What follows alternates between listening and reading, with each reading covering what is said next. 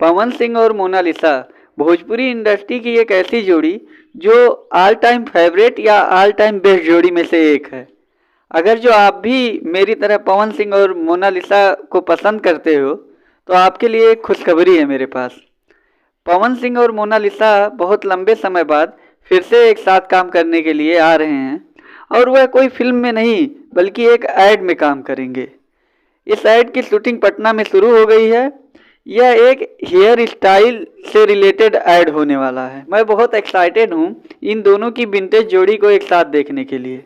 अब मैं आप लोगों को मोनालिसा के बारे में कुछ बताना चाहता हूँ। तो मोनालिसा का असली नाम अंतरा विश्वास है, जो कि एक बंगालिन है और यह 2017 में विक्रांत सिंह राजपूत से शादी की थी, जो आज भी एक साथ दोनों रहते हैं।